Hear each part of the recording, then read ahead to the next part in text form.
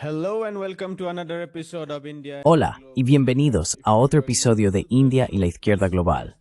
Si eres nuevo en el programa, por favor suscríbete al canal. También puedes considerar hacerte miembro de YouTube, apoyar en Patreon o donar una pequeña cantidad usando el enlace en la descripción. Pero al menos, mira este programa, dale a me gusta, compártelo y comenta. Sin más preámbulos, déjame dar la bienvenida a nuestro invitado de esta noche, el profesor Mohammad Marandi. El profesor Marandi enseña en la Universidad de Teherán. Profesor Marandi, bienvenido de nuevo a India y la Izquierda Global. Muchas gracias por invitarme. Siempre es un honor. Ha habido algunos desarrollos importantes relacionados con Palestina, pero si pudiéramos empezar con la situación sobre el terreno en Gaza en particular, estamos viendo nuevos informes sobre esta renovada invasión de la ciudad de Gaza. Los propios funcionarios israelíes han admitido que han desplazado a más del 40% al menos de los residentes de la ciudad de Gaza a Al-Mawasi, que a su vez están bombardeando. ¿Podría contarnos sobre los horrores que estamos presenciando ahora en medio de este genocidio a largo plazo que se ha estado desarrollando durante más de 2 meses?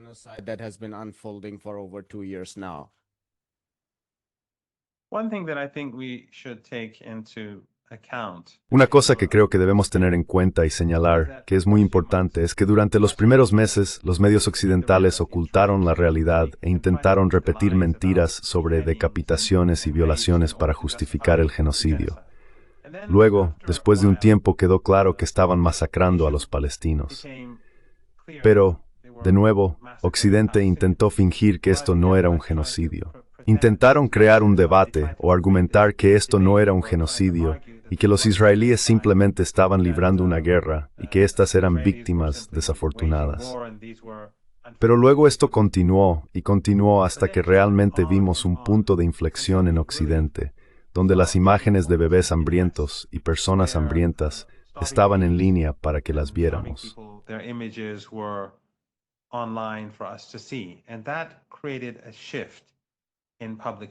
Y eso provocó un cambio en la opinión pública, un cambio significativo. Siempre hubo un cambio. Durante los últimos 2 años hemos visto un cambio en el que la gente ha empezado a apoyar la causa palestina. La gente mira al régimen israelí con repulsión. Lo ven como un régimen genocida y de apartheid. Pero en Occidente, este cambio fue más tardío, especialmente en Estados Unidos. Y ahora vemos que literalmente hay un consenso. Incluso vemos a organismos de la ONU declarando abiertamente que esto es un genocidio. Recuerda que durante los primeros meses, cuando los sudafricanos presentaron su denuncia ante la CIJ, en aquel entonces decía que esto podría ser un genocidio. Eso fue hace más de 1 año y medio.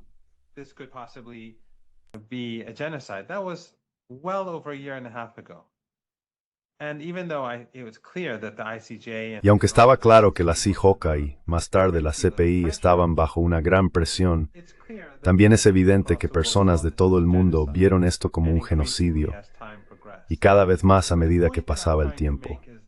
Pero el punto que intento destacar es que hoy, cuando todo el mundo ve esto como un genocidio y como un exterminio del pueblo palestino, lo hemos visto todo.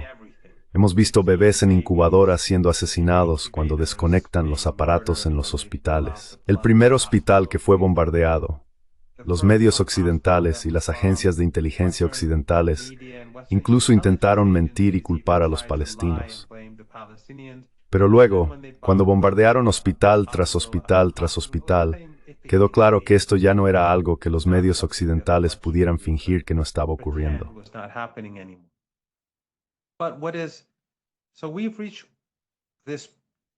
Así que hemos llegado a este punto hoy en el que la ONU, donde todos, básicamente cualquiera que esté en su sano juicio, está diciendo que esto es un genocidio. Sin embargo, vemos al secretario de Estado de Estados Unidos ir a Palestina y hablar con los líderes del régimen israelí como un amigo cercano y alguien que brinda apoyo total. Así que creo que es muy justo decir que el régimen de Washington es un régimen genocida. Es tan malvado como el régimen israelí. Está completamente implicado en el genocidio y está contribuyendo tanto como puede al genocidio. Y esto, creo, tiene su propia importancia. Tiene importancia en todo el mundo. Está ayudando a crear un consenso en el sur global, no solo contra sino también contra Estados Unidos y Occidente.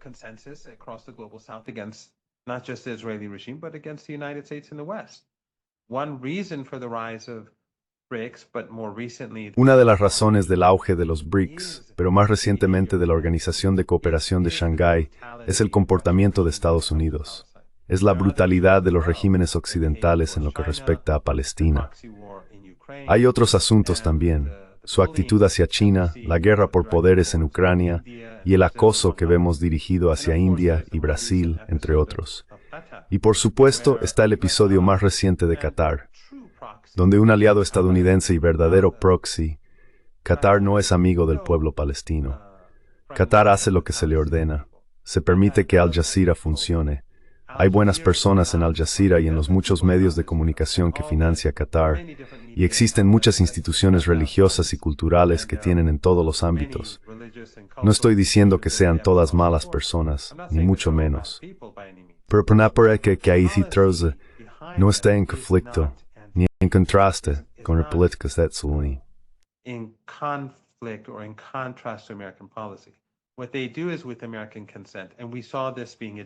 Lo que hacen es con el consentimiento estadounidense. Y vimos que esto fue admitido.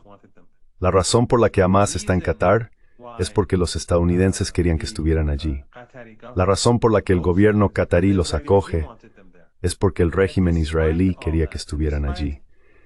Sin embargo, a pesar de todo eso, y a pesar de que durante el reciente viaje de Trump, vimos cómo el régimen qatarí, los saudíes y los emiratíes, lo trataron como a su rey. A pesar de todos los regalos y todas las promesas de dar todo su dinero a los estadounidenses para reconstruir Estados Unidos, si tienen ese dinero o no, eso es otra cuestión. Así que, a pesar de las promesas de inversión de estos países respaldados por Estados Unidos, los qataríes, los saudíes, los emiratíes, y el regalo del avión a Trump, vimos que permitió a los israelíes bombardear el país.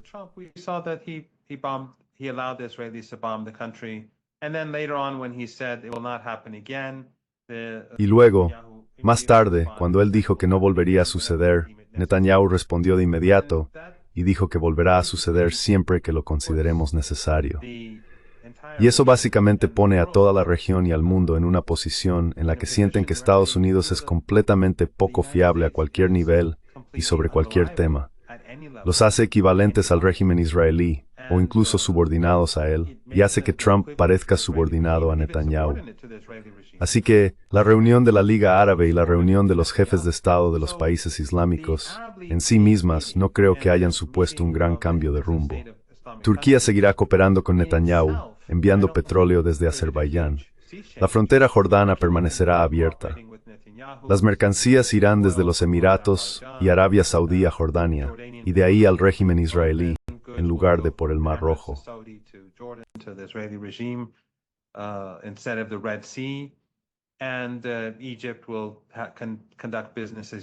Y Egipto seguirá haciendo negocios, como de tumbre.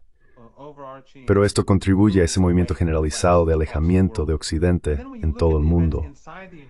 Y luego, cuando miras los acontecimientos dentro de Estados Unidos, como el asesinato de Charlie Kirk, y sin importar quién lo haya hecho o quién esté detrás, las preguntas que plantea y los temas que han surgido en relación con su relación con los sionistas y los multimillonarios sionistas que financian su organización. Cuando juntas todo esto, creo que debilita la posición occidental. Así que no es como si hubiera un cambio repentino y brusco. Ha habido un cambio gradual que lleva ocurriendo 2 años. Pero creo que si comparamos hoy con hace 2 años, vivimos en un mundo mucho más peligroso, pero también en un mundo muy diferente, donde Occidente colectivo ha perdido mucho en todos los aspectos posibles.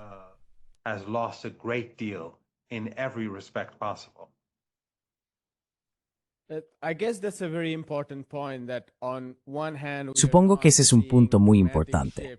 Por un lado, no estamos viendo cambios drásticos que nos permitan esperar que el genocidio simplemente termine mañana. Por otro lado, si lo miramos a largo plazo, en los últimos 2 años ha habido sin duda un cambio enorme en cuanto a qué narrativas se han vuelto dominantes. Incluso países como Francia promovieron la reciente resolución de la Asamblea General de la ONU del 12 de septiembre a favor de los dos estados. Y quiero añadir que aunque se le llame dos estados, no se trata solo de dos estados. En última instancia, se trata de la soberanía palestina. Ha condenado la violencia de los colonos israelíes, la expansión en la zona, etcétera, etcétera.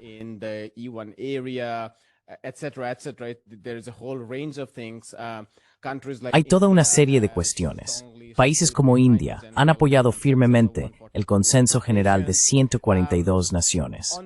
Por otro lado, lo que estamos viendo es que la administración estadounidense está redoblando su postura. Mencionaste a Marco Rubio, la visita del secretario de Estado a Israel, mientras se apresura a salvar sus lazos, tanto con Qatar como con Israel.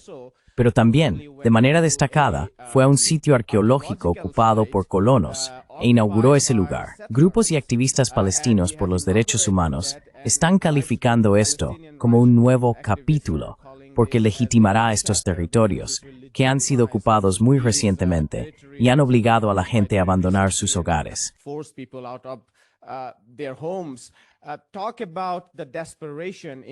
Hablemos de la desesperación en la administración estadounidense, donde ya no queda ni un barniz.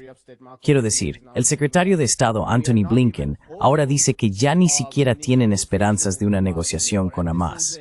Y esto supone un cambio dramático, porque hasta hace una semana, cuando Israel no había bombardeado Qatar, la administración estadounidense probablemente nos estaba mintiendo a todos, pero al menos nos mentían a todos, diciendo que veían una negociación muy pronto, al menos dada la inquietud dentro de Israel, especialmente entre las familias de los rehenes. Hablemos de esta desfachatez en la administración estadounidense, en un momento en que el resto del mundo parece haber aceptado poco a poco, al menos gradualmente, la realidad sobre el terreno.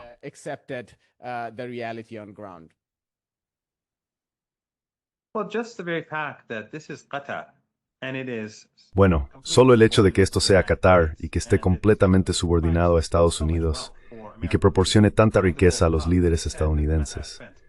Durante el Mundial, se dice que Qatar gastó incontables miles de millones de dólares. Las empresas que desarrollaban los estadios, los hoteles y los metros estaban todas vinculadas a figuras clave en Estados Unidos y algunas en Europa.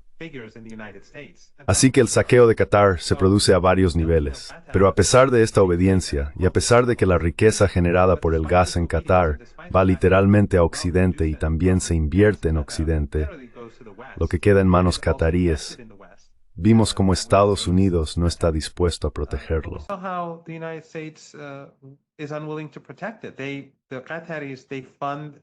Los qataríes financian la base aérea de Al Udeid.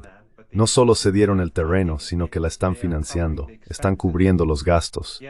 Sin embargo, cuando los israelíes quieren bombardearla, los estadounidenses se retiran, cooperan con ellos y les permiten hacerlo.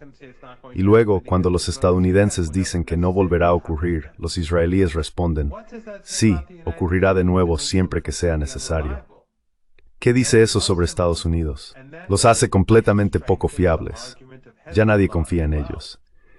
Y también refuerza el argumento de Hezbollah cuando los estadounidenses conspiran con los saudíes, los turcos, sus aliados en Siria y el régimen israelí para desarmar a la resistencia en Líbano.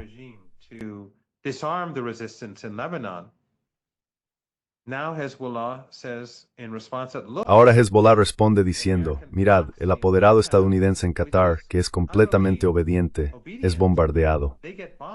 ¿Qué acuerdo podemos hacer? ¿Qué acuerdo puede hacer Líbano que proteja a Líbano? Es imposible. Los israelíes en el futuro tomarán más territorio, bombardearán Líbano y los estadounidenses no harán nada al respecto. Tal como vemos con respecto al alto el fuego y como los llamados garantes occidentales del alto el fuego permiten que los israelíes maten a ciudadanos libaneses cada día. Justo ayer, asesinaron a una persona en un ataque y en otro bombardearon un edificio de apartamentos, hiriendo a niños, mujeres y familias. Pero los llamados garantes no hacen nada. Son indiferentes.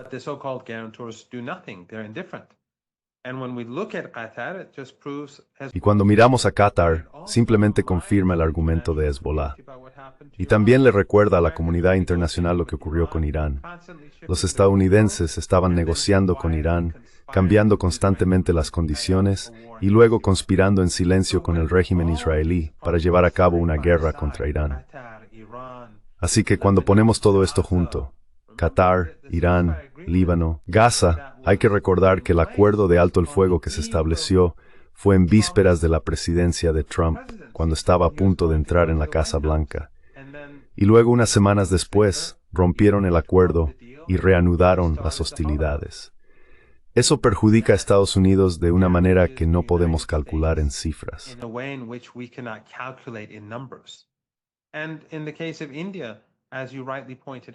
Y en el caso de la India, como bien ha señalado, la India tiene una relación diferente con el régimen israelí, pero lo condenó en la cumbre de la Organización de Cooperación de Shanghái y también votó en su contra en la Asamblea General. Por cierto, los votos en realidad habrían sido más, pero países como Irán no votaron. Se retiraron porque Irán no acepta la solución de dos estados. Así que el número de países que apoyan a los palestinos, a pesar de la inmensa presión e intimidación de Estados Unidos en la Asamblea General de la ONU, es extraordinario.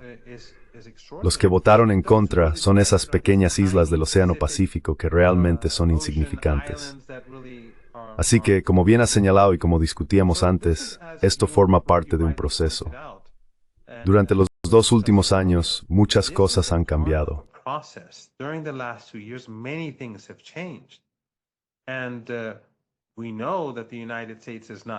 Y sabemos que Estados Unidos no se toma en serio a los llamados rehenes, aunque, como el propio Charlie Kirk señaló antes de morir, todos en Israel son soldados.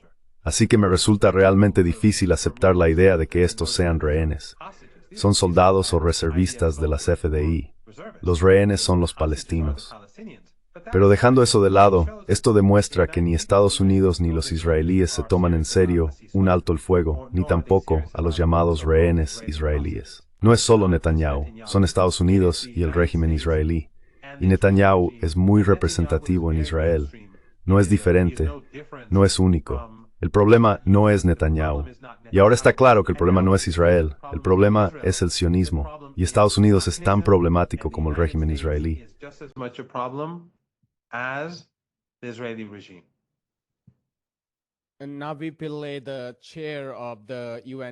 Navi Pillay, la presidenta de la Comisión de Investigación Independiente de la ONU sobre Cisjordania ocupada, ha acusado al Estado israelí, no solo a Netanyahu, a diferencia del informe de la CPI, de cometer genocidio. Ese es un gran cambio que hemos visto en los últimos 2 años, partiendo de donde comenzaron, hablando de narrativas como la decapitación de bebés y demás.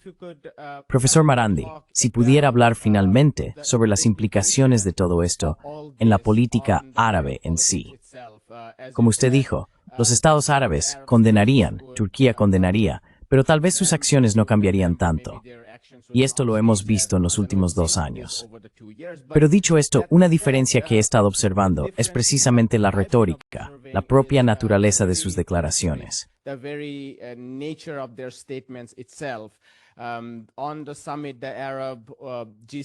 En la cumbre árabe del CCG y la OCI de ayer, si lees todas las declaraciones que salieron de Jordania, Egipto, Qatar, Arabia Saudí y Turquía, y las comparas con las declaraciones de Irán, parecen indistinguibles. Muchos, incluidos columnistas de Al Jazeera, y sé que eres crítico con Al Jazeera, pero hay personas respetables allí. Uno de ellos es Marwan Beshara, que lleva mucho tiempo cubriendo esto. Él dice que ha habido un reflejo del estado de ánimo en las calles árabes respecto a Palestina. Así que la brecha entre el sentir dentro de las administraciones y el público en general no es solo en Estados Unidos. Estamos viendo eso en el propio mundo árabe. A medida que algunos estados árabes reconsideran su dependencia de Estados Unidos, ¿cómo crees que esto podría afectar a toda la región y a su relación con Irán?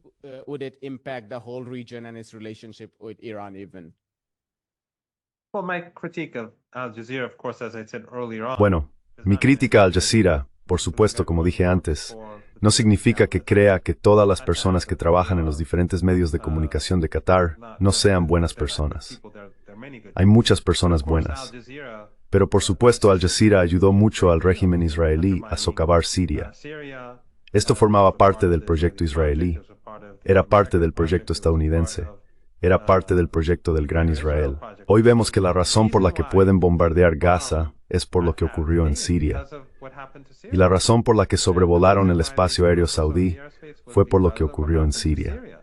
Y Al Jazeera no ha apoyado la resistencia.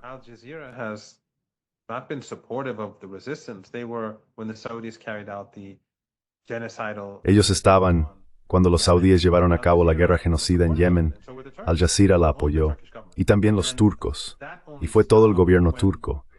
Eso solo se detuvo cuando comenzó el asedio contra Qatar por parte de los saudíes, los emiratíes y esta coalición en toda la región. Así que esto causó un gran daño a la resistencia y a la resistencia palestina. Pero tienes toda la razón. No es solo durante la cumbre que acabamos de ver, sino también en el Consejo de Seguridad de la ONU. Argelia y Pakistán, los representantes de ambos países, pronunciaron discursos muy duros contra el régimen israelí, que son nuevos. Este tipo de lenguaje, creo, no se había utilizado antes por parte de estos países. Y creo que eso es muy importante.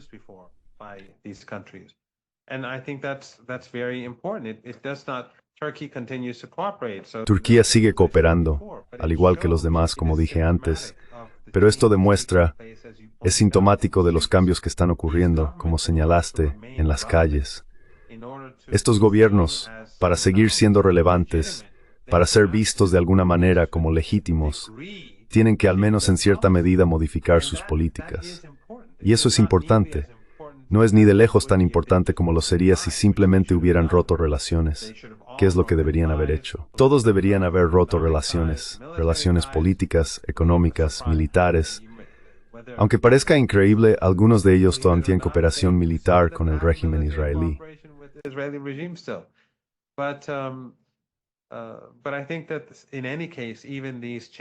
Pero creo que en cualquier caso, incluso estos cambios, cuando los combinas con lo que el islamismo ha aportado, como hemos dicho antes, junto con la tendencia general de los últimos 2 años, están contribuyendo a un aislamiento irreversible, creo yo, irreversible del régimen israelí y de sus colaboradores, facilitadores y apologistas.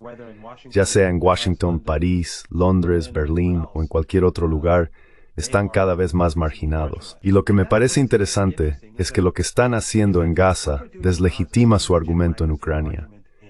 Deslegitima su guerra económica o su guerra arancelaria contra China a ojos del público global, porque la gente ve a Occidente como algo siniestro.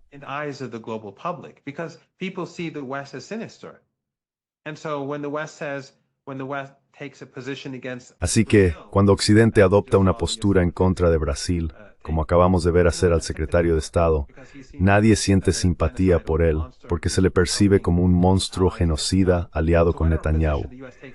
Así que sea cual sea la postura que adopte Estados Unidos contra Brasil, la simpatía va automáticamente hacia Brasil. Cuando se trata de China, el mundo simpatiza con China. Y esto es algo que he presenciado con Irán. Estados Unidos ha conseguido, gracias a su poderoso aparato mediático y a sus aliados en la región, países árabes y OAS, demonizar y marginar a Irán.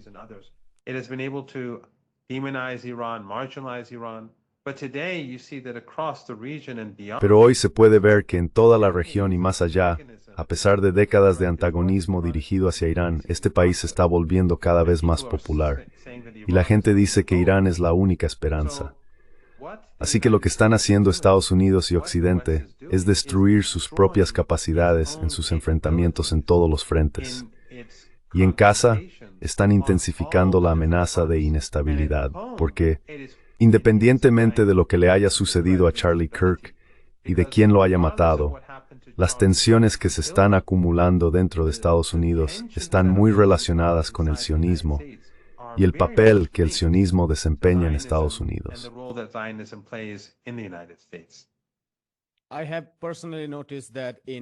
He notado personalmente que en la India, el voto de la India en la reciente resolución sobre el reconocimiento del Estado palestino no es muy sorprendente a largo plazo, dado que la India ha estado votando a favor del Estado palestino durante mucho tiempo, hasta hace poco, cuando empezó a abstenerse bajo la influencia de Estados Unidos e Israel. Pero recientemente, no solo ha revertido esa postura, dado lo que ha sucedido, lo que Estados Unidos le ha hecho a la India y el acercamiento de la India al bloque de los BRICS. Pero algo a destacar es que el primer ministro indio, Narendra Modi, envió inmediatamente un tuit muy contundente condenando los bombardeos israelíes en Gaza.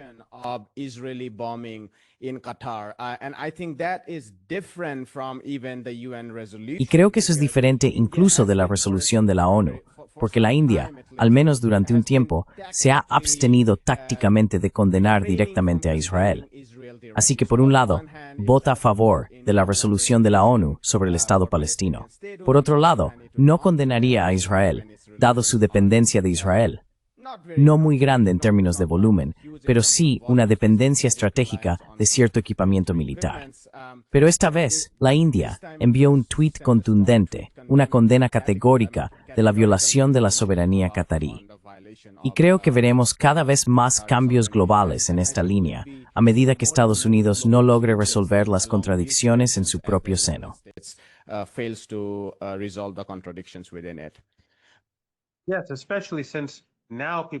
Sí, especialmente ahora que personas de todo el mundo están viendo que toda Asia Occidental, que en su mayoría está en el campo estadounidense, excepto por Yemen, Irán y las organizaciones de resistencia, está siendo amenazada.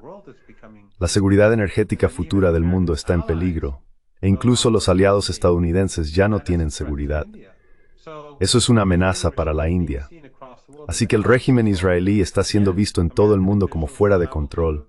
Pero los funcionarios estadounidenses que viajan a Palestina parecen completamente indiferentes y totalmente satisfechos con lo que está ocurriendo. Eso intensifica su aislamiento. Y por supuesto, lo que el gobierno indio está haciendo ahora refuerza su propia posición en el sur global.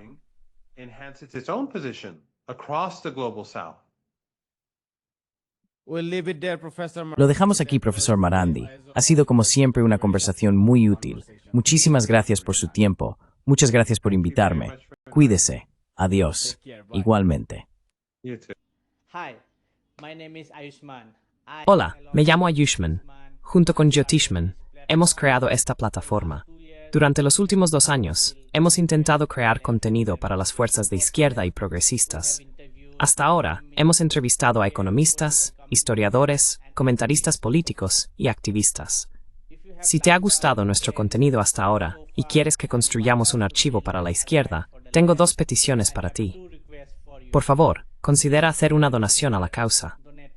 El enlace está en la descripción de abajo. Además, si no puedes hacerlo, no te sientas mal.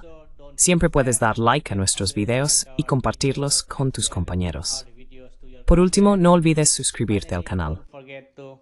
Hit the subscribe button.